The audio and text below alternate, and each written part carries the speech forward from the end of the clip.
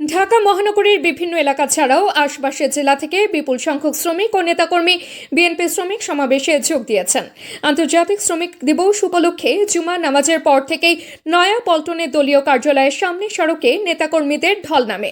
এখানেই অনুষ্ঠিত হয় শ্রমিক সমাবেশ। সমাবেশে অংশ নেওয়া নেতারা বলেন, এবারের মে দিবসের এই সমাবেশ শ্রমিকদের অধিকার, ন্যায্য মজুরি ও নিরাপদ কর্মপরিবেশের দাবিকে আরও জোরালোভাবে তুলে ধরেছে। তাদের ভাষায়, আমাদের নেতা তারেক রহমান এখানে উপস্থিত আছেন। তিনি শ্রমিকদের ন্যায্য দাবিগুলো নিয়ে কথা বলবেন। আমরা সামনে থেকে শ্রমিক দিবস পালন করব। সমাবেশে প্রধান অতিথির বক্তব্য দেন বিএনপি চেয়ারম্যান ও প্রধানমন্ত্রী তারেক রহমান। তার উপস্থিতিতে শ্রমিকদের মধ্যে উচ্ছ্বাস দেখা যায় এবং সমাবেশ স্থল স্লোগান ও ব্যানারে মুখরিত হয়ে ওঠে।